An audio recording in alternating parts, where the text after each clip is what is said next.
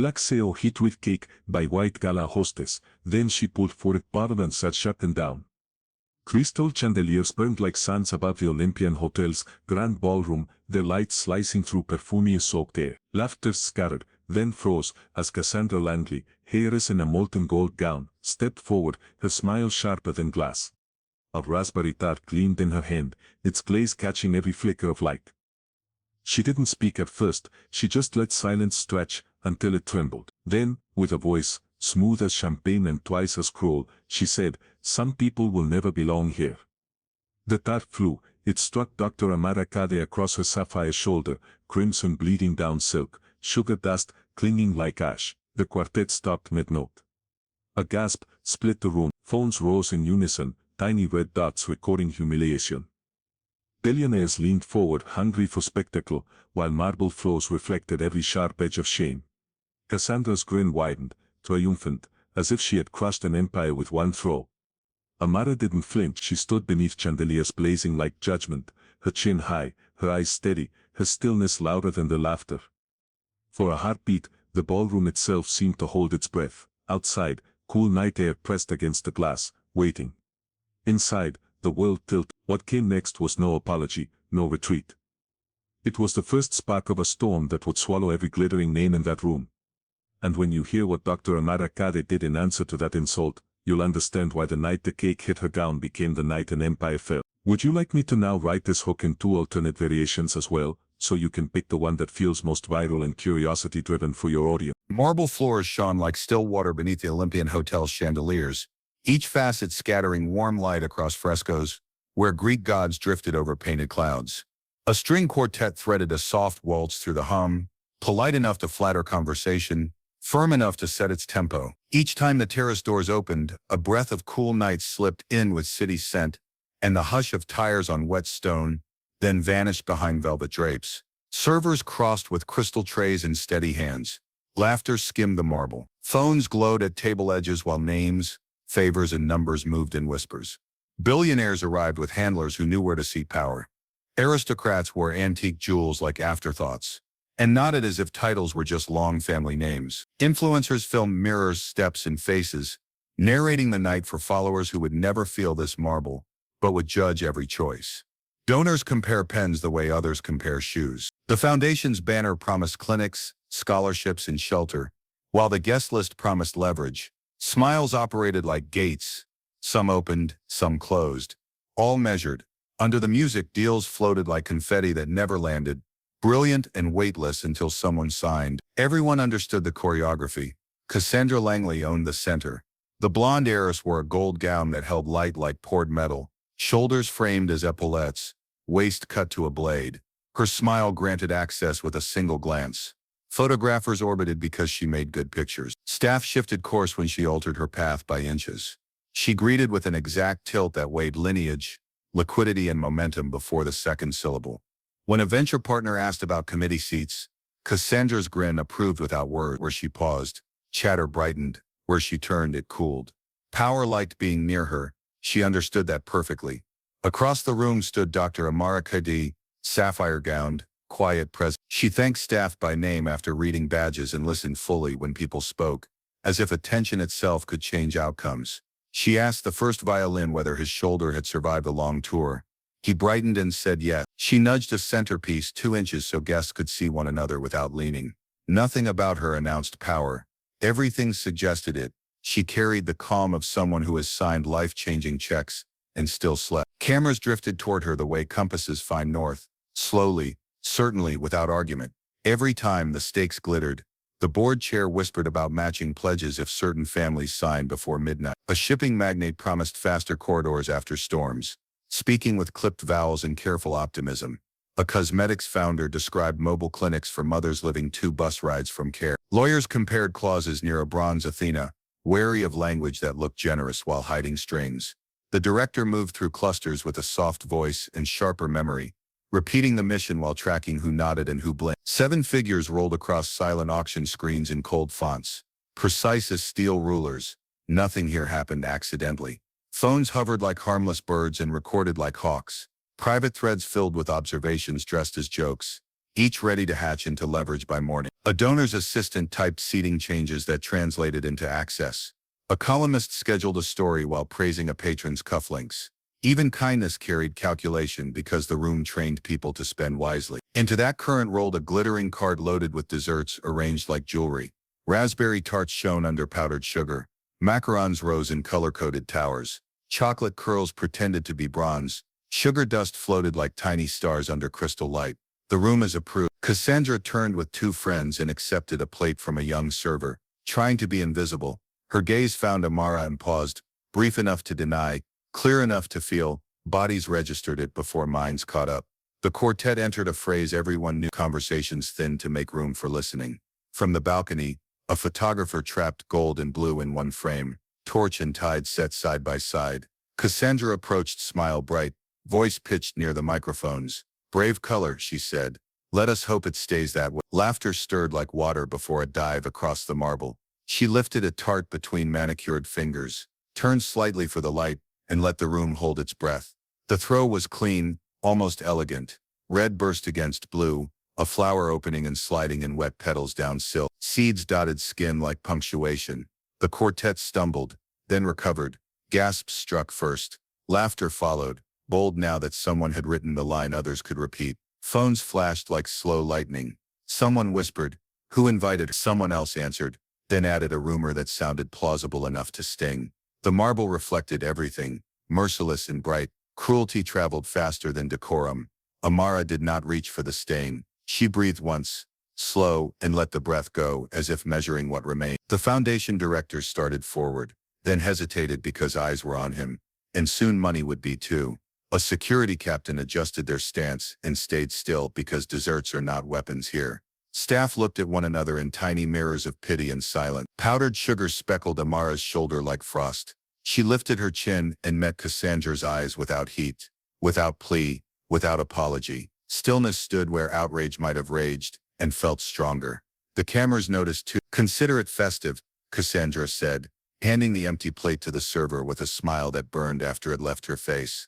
Friends around her laughed too loudly to hear themselves. Influencers framed the crimson smear in unforgiving detail, and typed captions that pretended neutrality while selling outrage.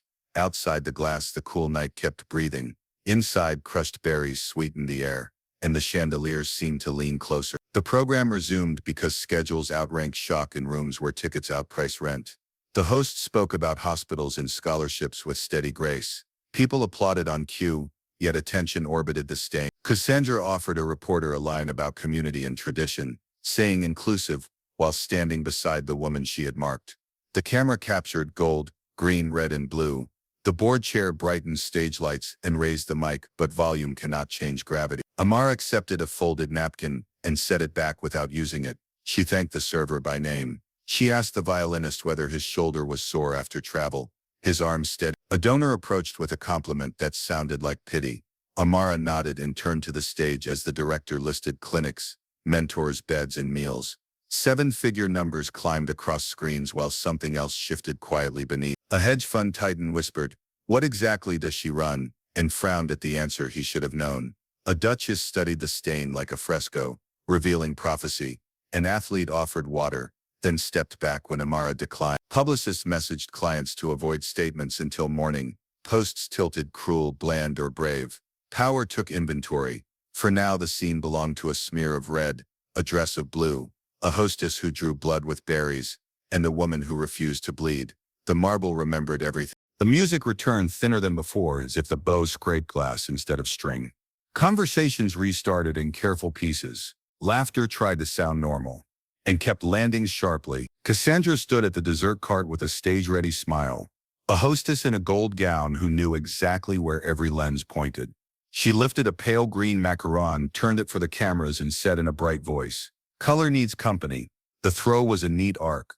The shell grazed Dr. Maricade's sapphire shoulders, spun on the marble, and left a pale smear beside the raspberry stain. Phones rose again. Red lights pricked the air like small insects swarming a lamp. Mara didn't move. She drew one breath and let it go. Powdered sugar drifted through golden light and settled like frost over the mirrored floor. Gods in the fresco watched with painted patience. A server glanced at a supervisor. The answer was a tiny shake of the head. Cassandra chose a pink suite, flicked it with bored precision, and watched it strike near the first mark, glide in a bright curve and stop at the tip of Amara's shoe. The room tasted of berries and heat. The crowd recognized its part. A fun partner crossed his arms and smiled for future favors. A duchess hid a smirk behind a fan. Influencers framed cruelty until it looked like style. The chandeliers flickered like a fading empire, their facets blinking as if the ceiling itself were uncertain. At the terrace, the cool night pressed against the glass, steady and indifferent. Taxis hissed along wet streets beyond the windows. The marble sent laughter back brighter than it arrived. Whispers hardened into cues. Who brought her? Which table? New money never learns the map. Cassandra basked in the warmth of attention that cost nothing. She sent a lavender disc spinning. It missed, cracked beneath a chair leg, and split into neat halves. A banker nudged with polished leather. A phone caught the fragments like evidence. To some the image looked playful, to others pitiless, to almost everyone profitable. Maro offered the first violinist a second to retune a string, a small act that steadied his hand. He nodded, grateful and embarrassed. A woman in silver murmured that the stain looked staged, as if a stylist had placed it there for From the bar came a line, flat as a verdict. Her place isn't here. Cassandra drifted closer, gold pooling at her feet. You heard them, she said, voice sweet and edged. Space is earned. Another macaron sailed, lemon cracked with a bright scent that cut through perfume. The quartet kept time, yet the melody blurred, sympathy hiding between measures. Laughter bounced, louder with the marble's help. A young donor lowered his phone, then lifted it again when he saw the forest of screens around him. In this room, memory outsourced itself to video. Captions would later say what mouths refused to admit. Maro watched the motion the way a pilot watches the weather. Cassandra fed the algorithm. Record this, she told a lens. We celebrate excellence. She posed a robin's egg blue macaron against Amara's dress, smiled for a shot, and let it fall with a shrug. But excellence is earned. Belonging is earned. The last word landed like a polished stone pressed into an open palm, and called a gift. It lay between them and would not roll away. The terrace doors opened. A ribbon of cold slid through, cooling faces warmed by champagne and spectacle. Candles shivered. A reporter asked the host about tradition. The host praised continuity and access, with practiced balance. Amara's gaze touched a painted Athena, whose calm felt almost human. A socialite tried a pastry joke and laughed too loudly. She checked her reflection in a spoon, and called it chic. On the balcony, a philanthropist's daughter almost stepped forward, then decided almost was safer. An athlete moved and stopped when his publicist touched his sleeve. Wait, came the whisper. Let it breathe. Time, trained by cameras, obeyed.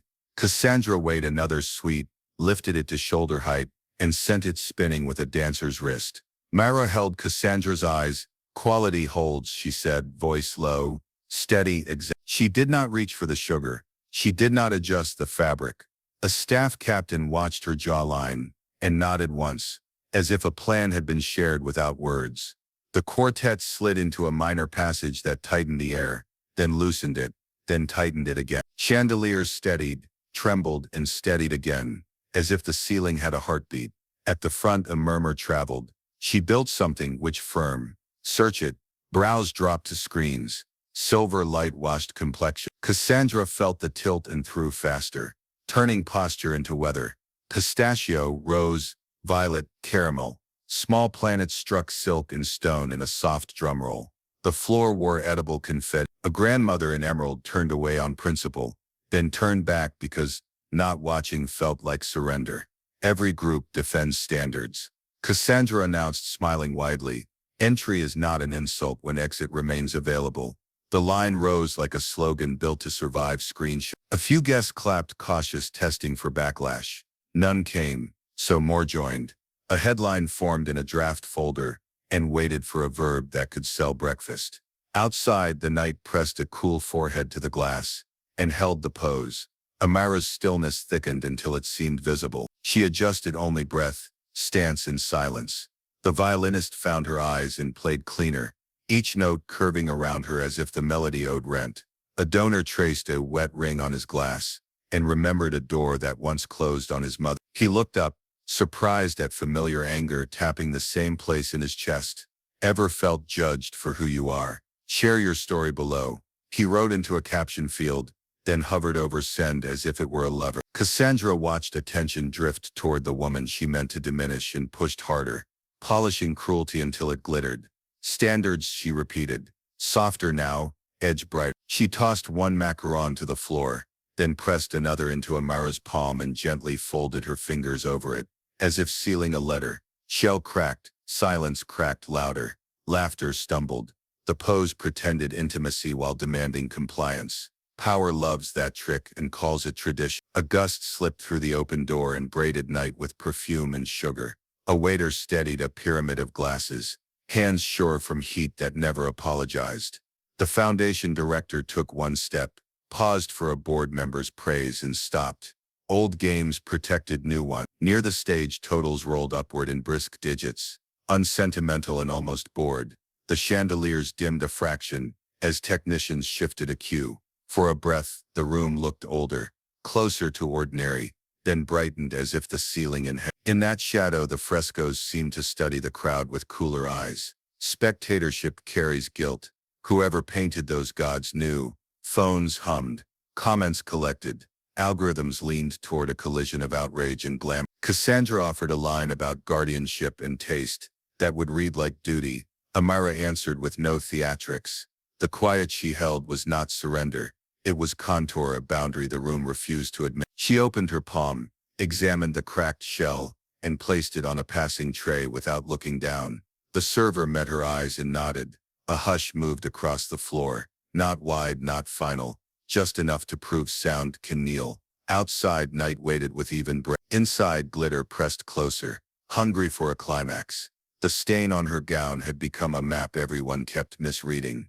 Cassandra measured that hush and feared it. She reached for drama, snatched 2 sweets, and tossed them fast. The first skipped across marble and shattered against a chair leg. The second tapped Amara's shoulder and landed at her feet like a dare. We keep standards, Cassandra said again, smiling as if offering a blessing.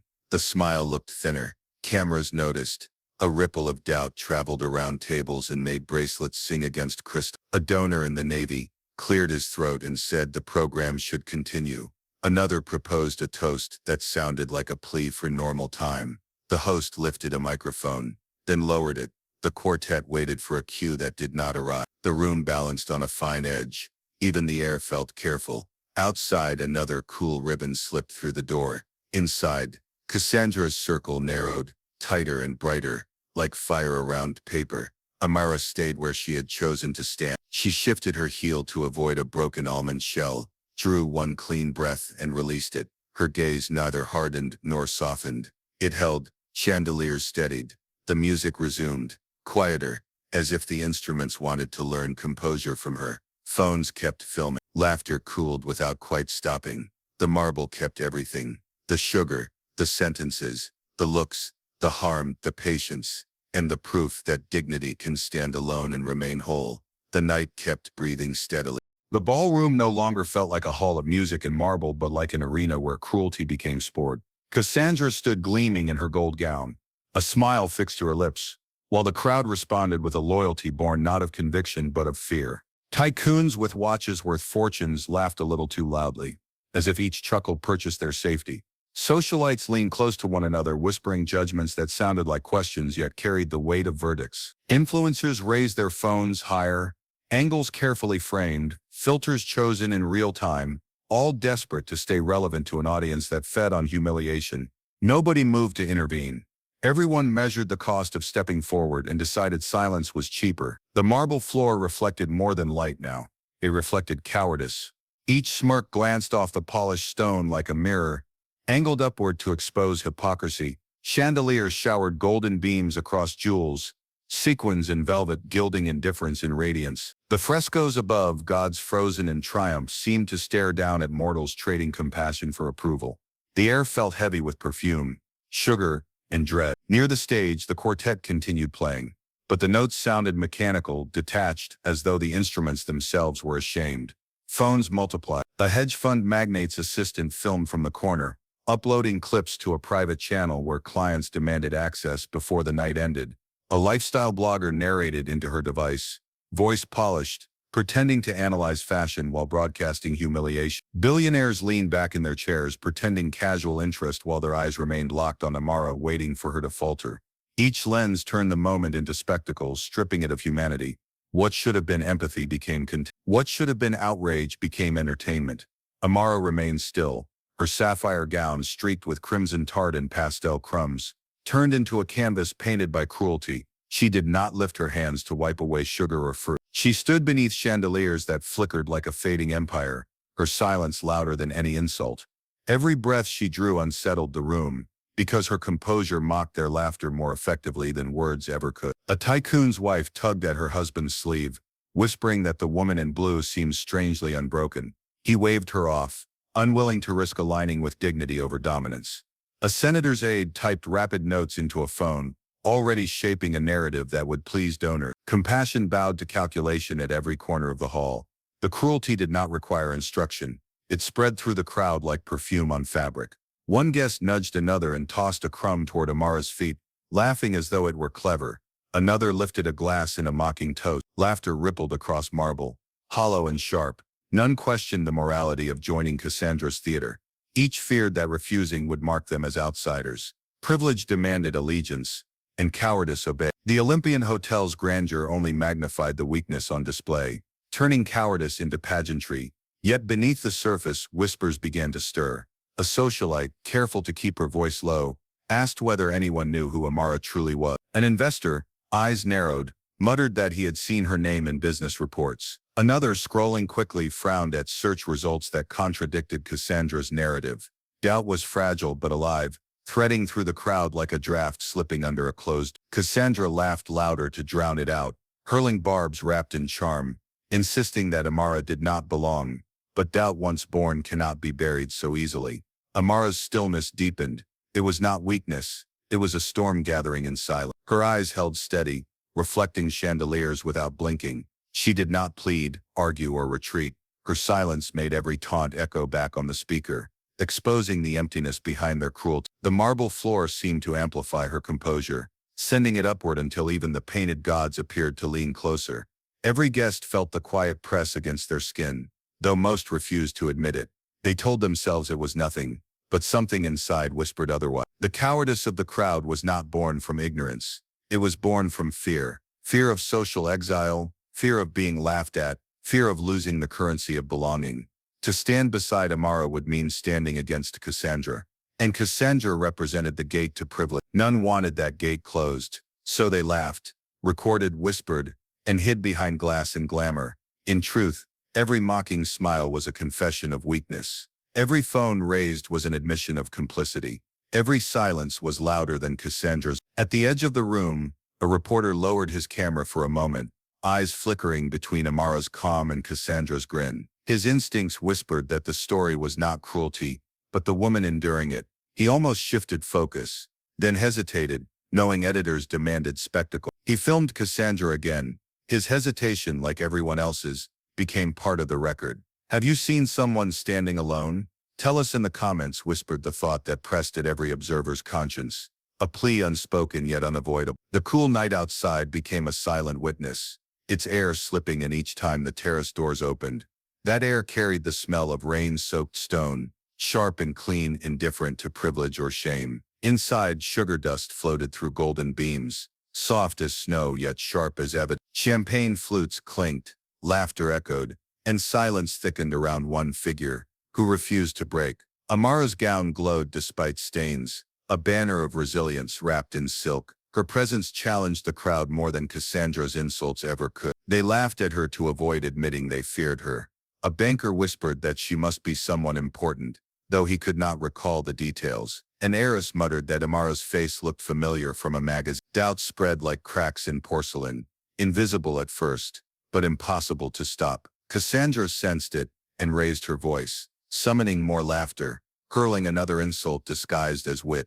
The crowd obeyed, laughing louder, clapping even, desperate to mask their unease. But their fear betrayed them. Each new laugh sounded thinner, each new cheer more brittle. The marble reflected their cowardice until even they could hear how hollow it was. Amara's eyes swept the crowd once, calm and deliberate. That gaze felt like judgment, silent but absolute. Some guests shifted uncomfortably, and others stared back too long. Phones continued recording, but the footage told two stories now, one of cruelty and one of strength. The viewers would decide which mattered. The chandeliers flickered again, light catching on sugar crystals that sparkled like stars fallen onto marble. The frescoed gods seemed to smirk, as though history itself knew which side would endure. No one stepped forward. Not tycoons, socialites, influencers, senators, athletes, reporters, all chose safety over courage. They traded compassion for access, dignity for acceptance. Their cowardice became the true spectacle,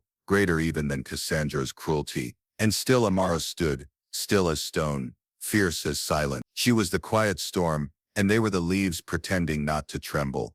The night outside pressed harder, cool and steady. The city beyond the glass remained unmoved by titles or gowns. But inside, the cowardice of the elite was sealed forever in images, in whispers, in memory. None could escape it, though all would try. Cassandra laughed again, brittle, desperate. The crowd followed, trapped in its own cowardice. And Amara remained, sapphire gown scarred yet radiant, dignity intact, storm gathering. The Olympian Hotel's ballroom glowed with the same golden light, chandeliers casting fire across marble and frescoes. But the energy inside had shifted. The cruelty that once felt like a game now quivered under the weight of something unspoken. Guests continued to laugh, to record, to whisper, but their voices carried an edge of unease. Beneath the perfume, the sugar, the champagne, a question pulsed like a hidden drumbeat. Who exactly was Dr. Amara Kadei? At first it moved like smoke, curling through the crowd in fragments of half-formed sentences. A socialite near the stage leaned toward her companion, eyes narrowing. Her face, haven't you seen it? Somewhere important. The companion scrolled quickly through a glowing screen, frown deepening. A hedge fund magnate whispered into his cuff, instructing an aide to run a search. An heiress studied the sapphire gown stained with tart and macaron crumbs, then muttered, "She doesn't flinch because she doesn't need to. Only people with power act like that." The words clung in the air, sharper than any laugh Cassandra could summon. Cassandra stood radiant in her gold gown, but the sheen no longer blinded so easily. Her laughter came too quickly, brittle at the edges, each note an effort. She threw another insult, but fewer laughed this time, their eyes drawn to phones glowing with results, profiles, interviews, headlines. Amara's name appeared with phrases like global innovation, multi-billion valuation, pioneer in artificial intelligence. The whispers grew louder, threads weaving into fabric. Cassandra adjusted her posture, tilting her chin higher as though height alone could shield her from the truth spreading like cracks through porcelain. Amara remained motionless, her silence pressing down on the hall with the weight of thunder waiting to strike. Her gaze swept the room once, a blade cutting through lies, and settled into stillness again. That silence felt heavier than speeches. Guests shifted in their chairs, the marble echoing every nervous adjustment. The chandeliers flickered, no longer regal but restless, as if even the lights could sense the balance tipping. The frescoed gods above seemed to smirk, their painted eyes watching mortals scramble to rewrite what they thought they knew. Phones illuminated faces in cold silver light. A banker muttered that she controlled investments across continents. A duchess whispered that her foundation had outpaced European rivals. A young influencer gasped aloud when she recognized Amara from a magazine cover she had once used as inspiration for a post. "That's her," she breathed, voice trembling. The ripple of recognition carried further than Cassandra's laughter could reach. People who had mocked now fell silent, calculating the cost of allegiance, rehearsing apologies they might one day need. Cassandra felt her golden gown, once molten and blinding, seemed duller now, less like metal and more like foil. She laughed again, louder, desperate to anchor the crowd in cruelty. But the room no longer belonged to her.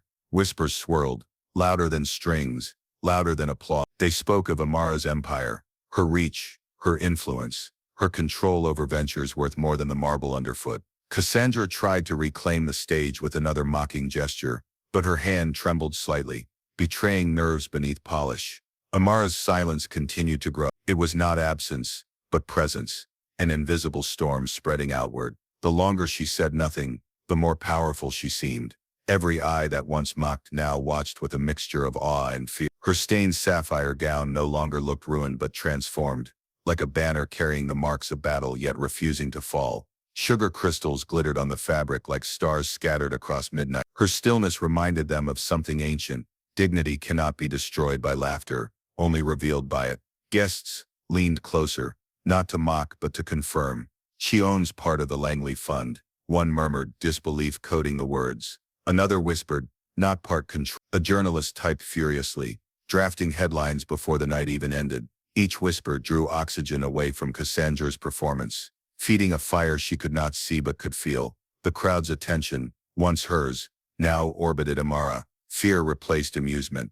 Awe replaced cruelty. The cowardice of the crowd remained, but its direction shifted. They no longer feared exclusion from Cassandra's world. They feared exclusion from Amara's. Cassandra's confidence wavered. She smiled too hard, her teeth catching the light but not the room. Her gown seemed heavier now, gold dragging against the marble with every step. Her friends laughed on cue, but the sound was thin, almost pitiful. She reached for another pastry and set it down again, suddenly unsure whether cruelty still served her.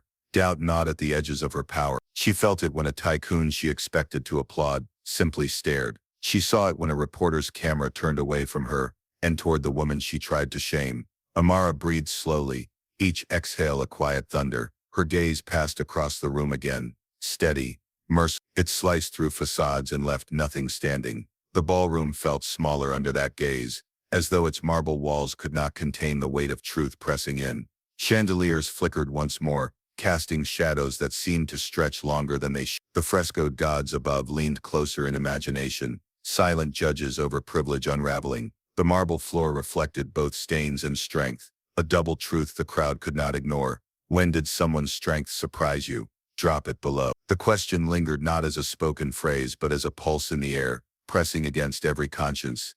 It demanded reflection, demanded memory, demanded honesty. The guests shifted again, some glancing at their phones as if the comment might already be waiting there. The irony was inescapable. The very platforms they used to broadcast cruelty now begged them to recognize resilience.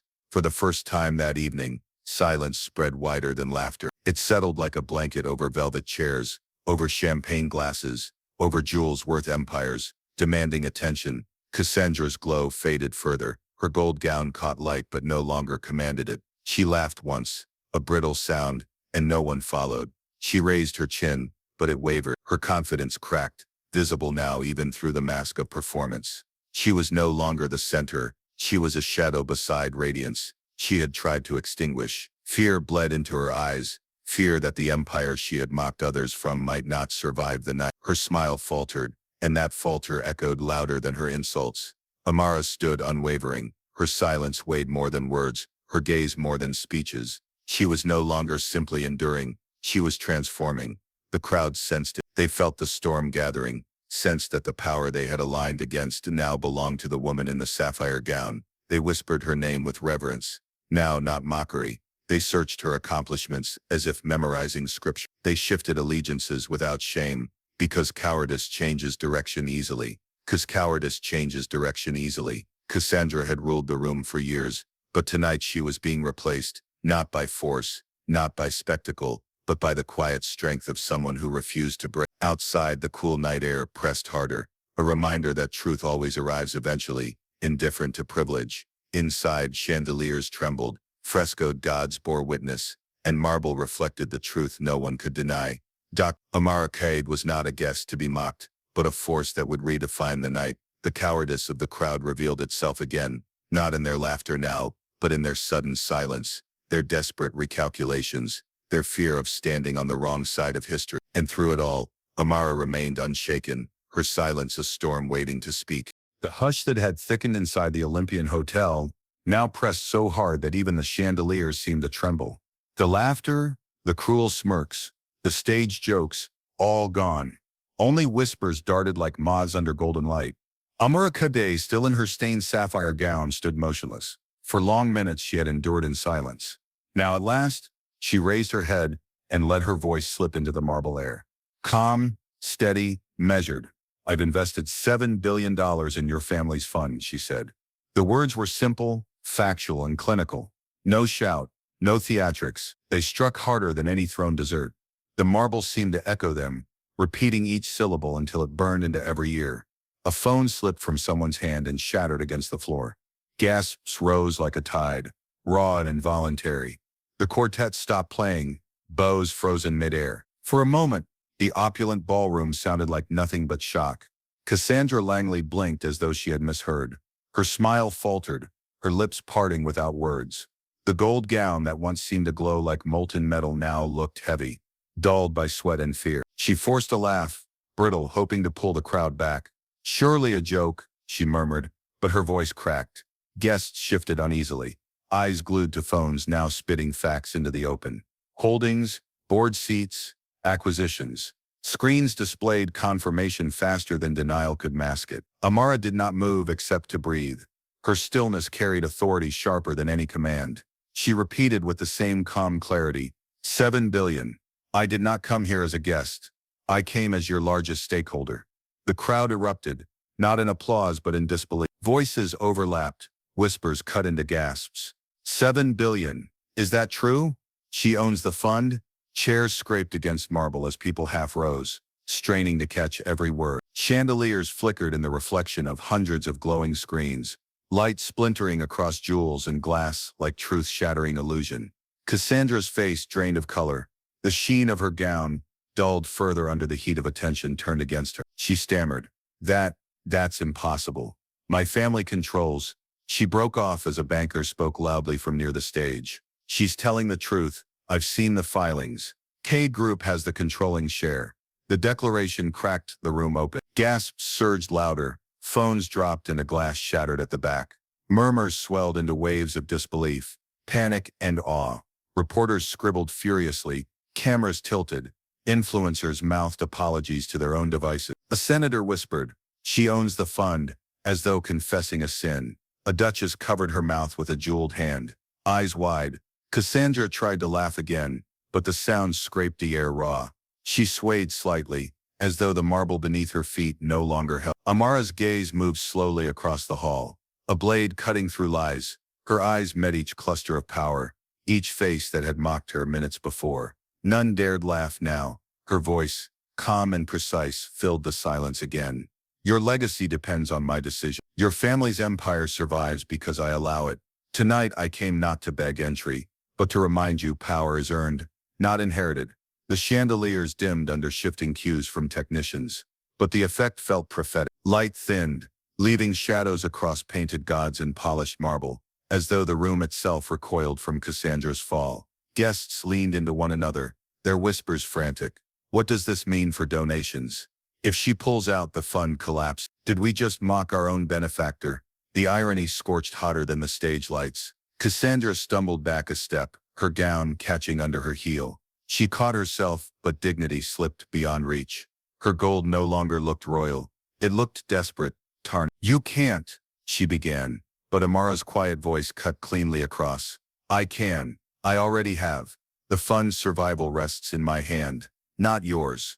The factual tone landed like a verdict. No malice, no triumph, just truth. And truth weighed heavier than insult ever could. A phone clattered to the floors. Someone dropped it in shock.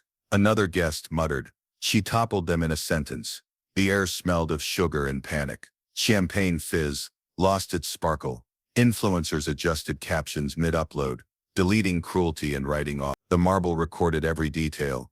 A dynasty trembling. A queen revealed. The cool night air slipped in through terrace doors as if summoned, sharp and clean against perfume and sweat.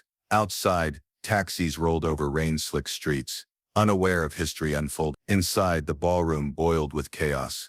Tycoons recalculating alliances, socialites rehearsing apologies, reporters chasing headlines. Chandeliers above flickered once more, their crystals flashing like lightning, illuminating Cassandra's ruin.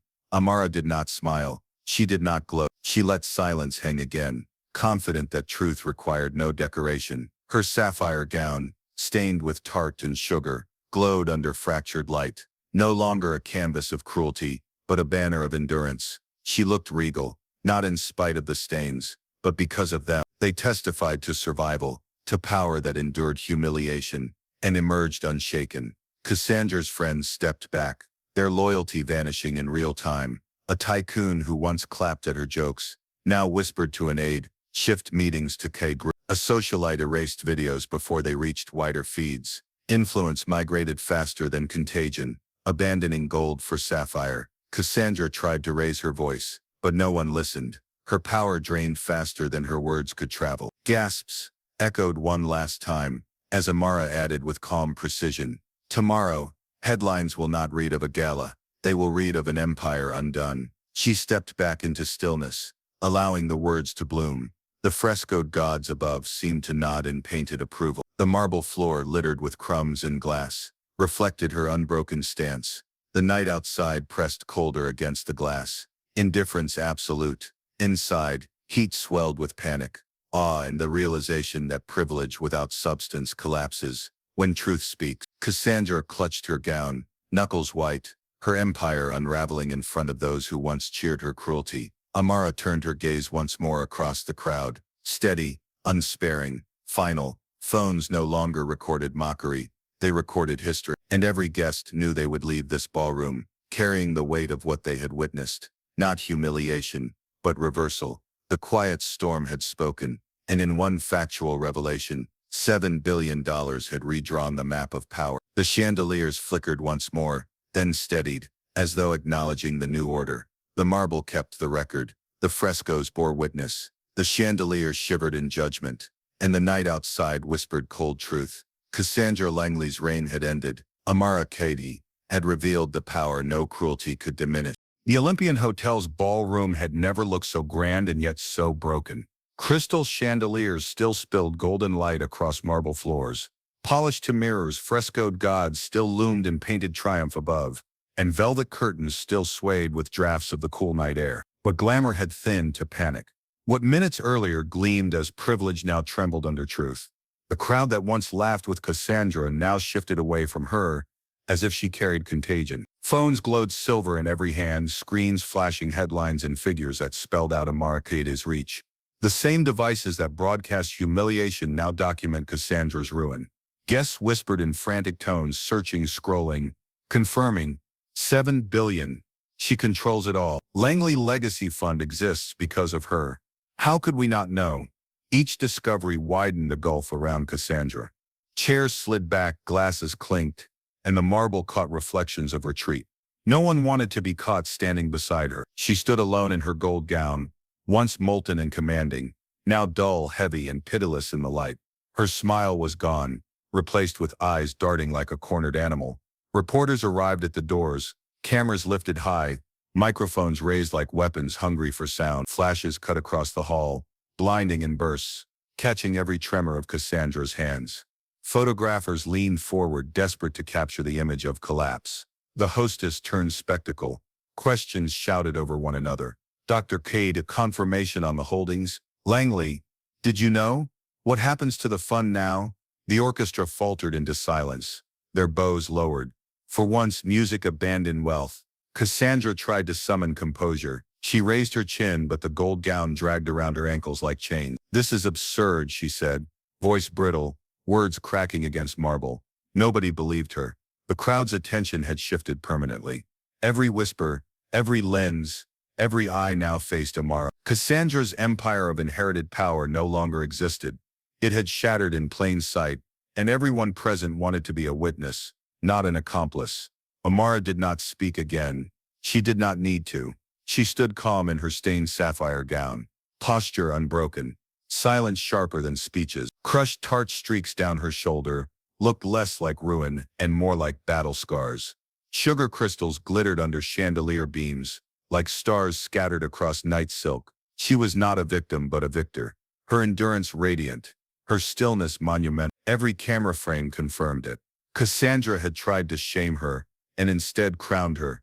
The ballroom itself seemed to change allegiance. Golden light felt cooler now, chandeliers flickering like conscience. The frescoed gods above appeared to lean lower, their painted faces touched with ironic judgment. Marble reflected chaos, heels clicking in panic, glasses abandoned half full, and spilled champagne spreading in a small pool near Cassandra's table. Its golden bubbles trembled like a fallen crown, glittering but discarded, a perfect emblem of her collapse. Cassandra reached for allies, but hands pulled away. A tycoon who once toasted her shifted his chair toward Amara's circle. A socialite whispered apologies into her phone, rehearsing lines to distance herself. An heiress stepped back as Cassandra leaned near, unwilling to share the camera's gaze. Even her closest friends drifted into the crowd, disguising retreat as coincidence. Isolation encased her, as visible as the gown she could not shed. The murmurs thickened. Guests no longer cared about secrecy. They spoke openly, calculating out loud. Katie Group dwarfs the fund. She could dismantle every Langley venture tomorrow. Align with her or be erased. Phones buzzed with messages. Investors sending urgent commands. Journalists flooding feeds. Cassandra clutched her gown tighter. But fabric cannot hold power once it's gone. She had ruled this ballroom through fear of exclusion. Now fear had turned on her. The cool night outside pressed harder against glass doors. A steady reminder of reality beyond chandeliers. Inside, heat grew from panic. Voices layered with urgency. Reporters pushed forward. Lenses aimed not at wealth but at downfall. Security tried to hold them back, but even their eyes flicked toward Amara, recognizing where authority now lay. Cassandra stumbled backward, her gown catching on marble, her breath short. She raised a hand as if to speak, but words failed. Silence consumed her, louder than any denial. Amara remained still, sapphire and scarlet, under fractured light, dignity embodied. The crowd looked at her with awe and fear, ashamed they had mocked, desperate now to stand aligned with her. A senator whispered about policy, a banker bowed his head, an athlete adjusted his tie nervously. None approached directly. They circled like planets around a new sun, cautious, reverent. Cassandra, once the star, had become shadow. Flashes fired faster. Headlines were already forming. Legacy falls at Olympian Gala. 7 billion shifts the room. Langley dynasty crumbles. Words carved themselves into history, while Cassandra stood powerless to erase them. She touched her gold gown as if fabric could restore radiance. But the sheen had dulled, every crease magnified under the glare of cameras. Her empire was not slipping. It had already collapsed. The marble recorded everything. The widening gap between Cassandra and her crowd, the shift in posture from arrogance to desperation, the trembling hands she tried to hide. Guests documented her ruin with the same eagerness they once documented her reign. Cowardice had simply changed sides. No one offered her a chair. No one defended her name. No one stopped the tide. Justice, inevitable and unkind, had arrived wrapped in silence and truth. A woman in emerald whispered. She stood alone, nodding toward Amara. Another replied softly, "That's why she owns the." Their voices carried, reaching more ears, spreading like a hymn. Amara's stillness became scripture. Cassandra's collapse its caution. When did someone's strength surprise you? Drop it below, the question hovered, implied in every recording, every caption draft. It turned spectacle into testimony, demanding the world outside these walls reflect as well. Cassandra's breath came uneven now. She tried to smile for a camera, but it twisted into a grimace. Her hands shook as she adjusted jewelry that had suddenly become heavy against her skin. She was no longer the gatekeeper of privilege. She was its warning. The gold gown dragged behind her like ash. Amara remained. Her silence ruled. Her sapphire gown shimmered despite stains, every mark a testament to survival. Where Cassandra's champagne crowned the floor, Amara's presence crowned endurance. The cool night air slipped in again through open doors, brushing across the crowd with indifference. Outside, the city carried on, taxis hissing, streetlights glowing, rain drying on stone. Inside, history was rewritten under crystal light. The Olympian Hotel had hosted dynasties, galas, and coronations of wealth. Tonight it hosted a collapse, privilege shattered, cowardice exposed, justice inevitable. Cassandra Langley stood isolated in gold, powerless. Dr. Amara Caddy stood regal in sapphire, unbroken.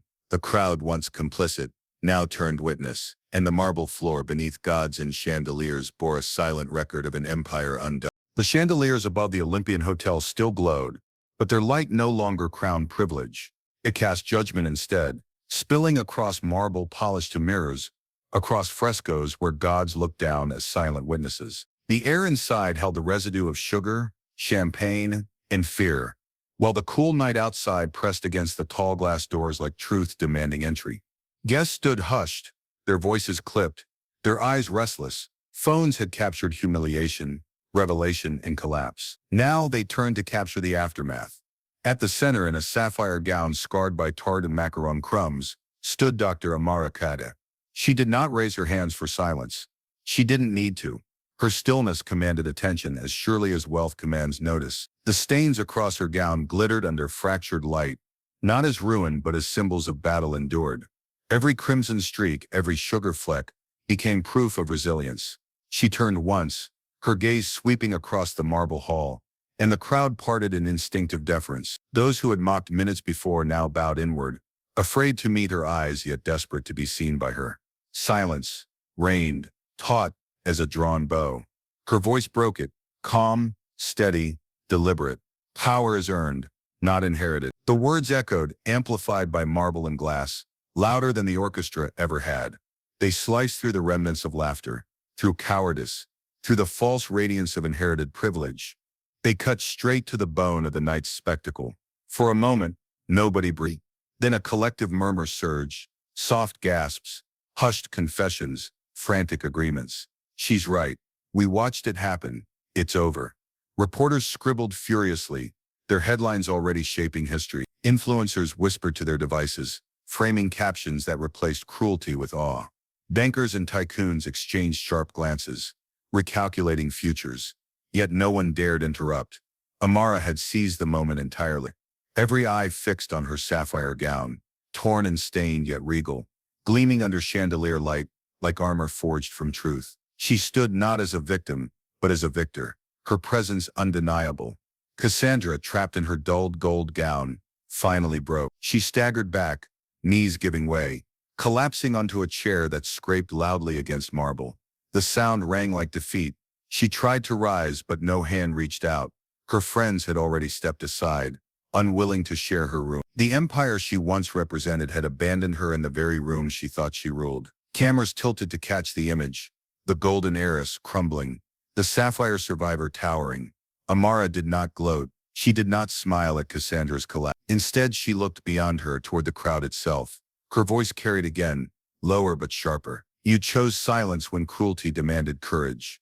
You chose laughter when dignity stood before you. Tonight you learned privilege without substance crumbles the moment truth enters the room. Her words struck harder than an accusation, because they were undeniable.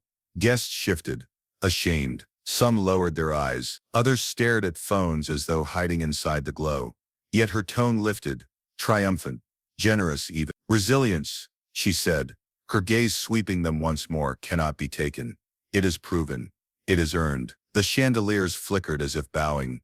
Marble reflected her words back, magnifying them into permanence. The frescoed gods seemed to nod in painted silence. Amara's stillness had become scripture, and her voice its verse. What moment made you feel unstoppable?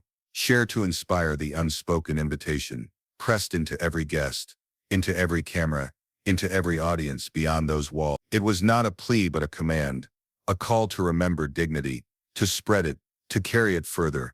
The crowd parted as she stepped forward. Her sapphire gown flowed like a tide across marble, each stained fold shining like proof of survival. Guests leaned back, creating a clear path to the tall glass doors. Phones followed her movement, not Cassandra's collapse. Every step echoed, slow, deliberate, final. Perfume and sugar hung in the air, but the cool night pushed closer, waiting to receive her. The orchestra lowered its instruments, watching in reverence. Even security shifted aside, recognizing authority no badge could match.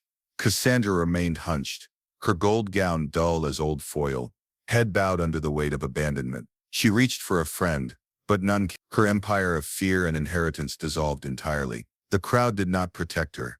They did not even look. All eyes followed Amara. Cassandra's collapse was not a tragedy. It was inevitable. Justice wore a sapphire that night, not gold.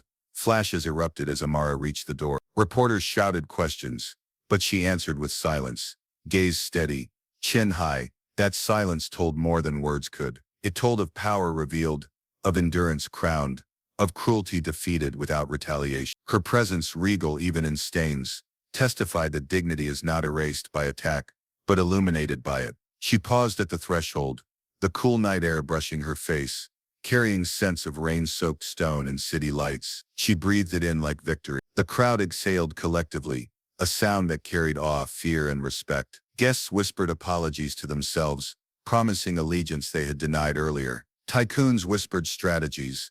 Senators rehearsed statements. Influencers crafted stories, but none of it mattered. Amara had already left her mark deeper than headlines. She had shown them a truth that could not be deleted. Power does not rest in inheritance, but in resilience.